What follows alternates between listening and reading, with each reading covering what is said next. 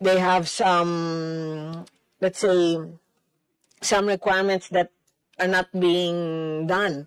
Like for us in DTI, we have already started the trust mark because there's a lot of goods being sold online that are below standards. So the DTI enforces, monitors all of this. But how can we assure the public that what they're buying is actually what is delivered to them? So we have established now a trust mark. I can forward you to ASEC Marcos to discuss the whole program of Trustmark. So now we will want that sellers to avail of this Trustmark. So when you see the Trustmark of the DTI on the goods sold online, then you say na, kahit pa paano na-check ito ng DTI. Because we really try to monitor and enforce. But, of course, we can't control everyone, especially private sector, ang mga online platforms na to. So, I'll give the floor to ASEC Marcos to discuss the Trustmark, which we are really pushing aggressively. Thank you, Mr. Chair. For the Trustmark, we recently launched this. The main purpose is to guarantee the opportunity of redress for our consumers. Because normally, when you buy from an online merchant, you don't know where the merchant is located, you don't know how to contact the merchant, you don't know how to file your redress in case there's a complaint as to warranty or the quality of the product.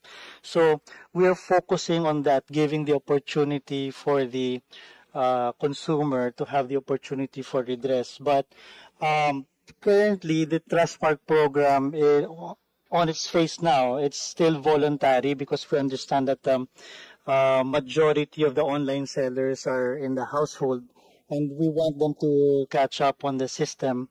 But eventually, per the Internet Transactions Act, the online merchants, they do have to register with the DTI E-Commerce Bureau, and it is the Trustmark that we will use as the registration mechanism for all these online merchants. Thank you for that question, and I fully agree with consumer protection, hence the need for a Trustmark. Do online sellers, for the sake of an example, I used to have a friend who she bakes mini cupcakes, but she's the only one operating it. Can she be qualified as a BMBE under the Barangay Micro Business Enterprise? Can she be qualified as that in line with your push to support MSMEs po? And by my understanding, BMEs are exempt from, they have tax exemptions, they're exempt from paying minimum wage. However, they must still comply with SSS, GSIS if they have employees, in addition to getting loans as well. Yes, Honorable Congressman. No, I'll pass you to Undersecretary Bless. I'll finish. So the e-commerce platform is actually, we encourage the MSMEs to use the e-commerce platform. Number one, it's the cheapest way for them to be able to sell. Number two, we are 7,600 islands. So the only way for us to be able to really move the products is to use the e-commerce platform. But we need to be also very responsible when we use the e-commerce platform. So for DTI, we're really strictly regulating this, as there are a lot of substandard products that are already being sold. And of course, like you say, the home-baked products. So regarding the BMBE, I would like to turn the floor to Undersecretary Bless Lantayon, who can discuss this further. Thank you very much, Madam Secretary. Thank you very much, Mr. Chair. Yes, as long as the asset size of that company is 3 million and below. Thank you, ma'am. And just a quick follow-up to that, po. With regards to that hypothetical example I posed a while ago, would they be, I'm assuming they'll be considered as BMBE, and so they'll have to register under that. Quick question lang po, how much do BMBEs contribute to the economy? I know po they're a part of MSMEs, But do you have a specific figure how much BMB specifically contribute to the economy? I asked this po in aid of legislation if the BMB law can further be improved pa or what have you po. Okay, as of now, we don't have really a very specific figure as to the contribution of the micro sector, micro enterprises. However, based on the PSA, Philippine Statistics Agency, the micro enterprises actually composed of something like 87% of the MSMEs, and that is quite big. Now, starting about 5 years ago, 3 or 5 years ago, when DTI registration is starting to register already, the BMB is because of the creation of the negosyo centers, we have drastically increased the number of BMBE registrants. So more or less, they are encouraged already to register under the BMBE program. However, because of the big number of micro enterprises still, we still need to do a lot of campaign, for them to really avail of the registration under the BAMBI.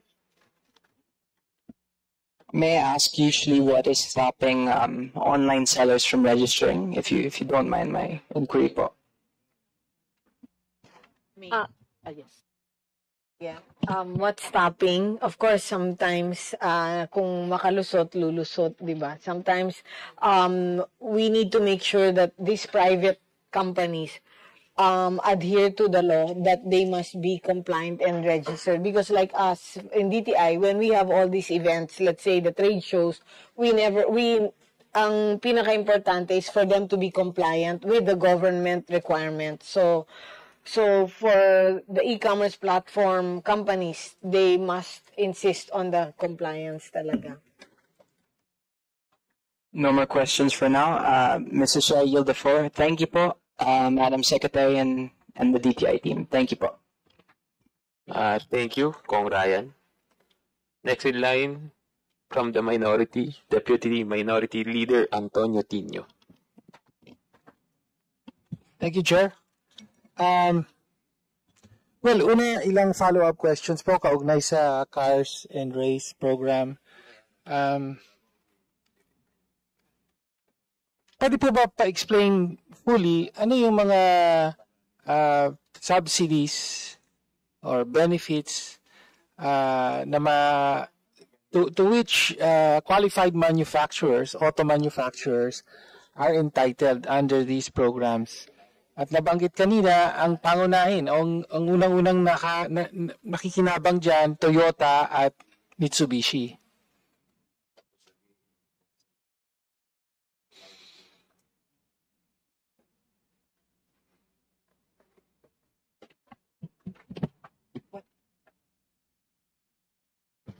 Idife, go ahead. Thank you, Your Honors.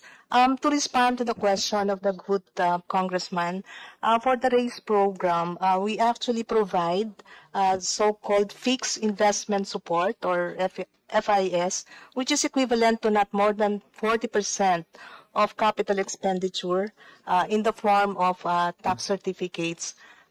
This fixed investment support is not really that automatic because in the guidelines, there's a committee which evaluates the claim of the company. So it passes through rigorous evaluation on their claim, Mr. Chair. More or less for the cars, for the race, it will have the same incentives, but actually it will have the same incentives, but in terms of the volume requirements per model, it will be lower because for the cars, it's 200,000 assembly of cars, and for the race, it's 100,000, Your Honor. Thank you.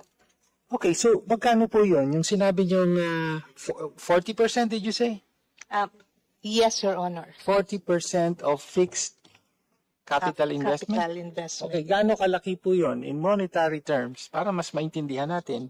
Magkano yung ayuda na binibigay ng gobyerno sa Toyota at Mitsubishi?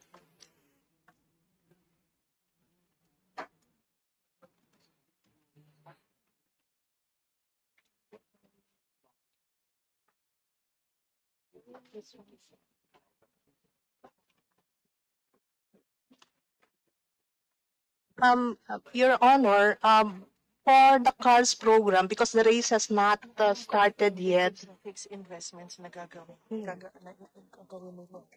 Yes, so far, the claim of, say, Mitsubishi, it's around 484 million. And for Toyota, it's 1.3 billion. And that refers to the FIS, Your Honor. But note that that would equate. Ulit lang po. So Mitsubishi may claim na 400 million? 484 million. 484, almost 500 million. Samantala yung Toyota may 1.3 billion pesos. So again, ang diin natin, ayuda ito So bibigyan ng gobyerno ang Mitsubishi at Toyota ng all in all may 2 billion pesos. Is this for a specific year? My understanding, Your Honor, is that this is for the whole duration of their application with the program. And therefore... so ano pong, gano'ng katagal po yan? I mean, anong period po ang tinutukoy? In terms of their enrollment, the production period for the enrolled models ended in 2024. For Mitsubishi, it's Feb, and for Toyota, it's July 2024. So it's the whole availment of these two companies. But again, note that in terms of their qualification, the requirement is that they should be able to produce 200,000 vehicles. And again, we'd like to emphasize that the 200,000 vehicles, in terms of the backward linkages, in terms of the cars parts manufacturing, would have a greater impact. Okay. Nabayaran na po ba yung 500M sa Mitsubishi at 1.2 billion sa Toyota?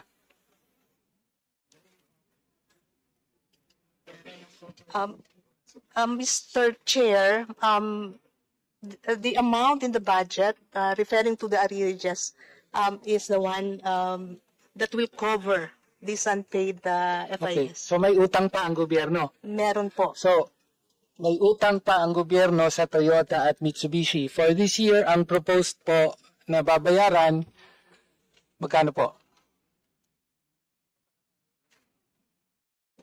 My understanding, Mr. Chair, is that the BOI, because it used to be handled by a PMO, now it's BOI handling the evaluation. So it is undergoing an audit in terms of the claim, in terms of what was approved, and what should be paid to the companies. Magkano po ang inihingi ng BOI para ma-cover yung, kanina na binanggit niyo yan, arrearages di ba? So magkano po? Para malinaw. Based on the NEP, Mr. Chair, the fund allocated for this is 225 million. Meaning, once our audit is done, then that should cover the claim of the companies, whatever can be covered, Mr. Chair. So, for next year, 225 million. Yes, Your Honor. Okay, ang pwedeng ibayad sa Toyota at Mitsubishi. Okay, parang ang intindi ko, ang strategy, bakit binabayaran sila ng gobyerno? Bakit may utang pa tayo nga na umaabot sa more than 2 billion pesos? Tama ba ako? 1.2 and 5. Yes. Okay. tapos gusto natin sila Sorry. mag-expand ng production. So kung ano yung mga 500 and na 1.2. Hindi naman 2 billion. plus Oh. yung na-encourage nila na local producers, yun yung sinasubsidize.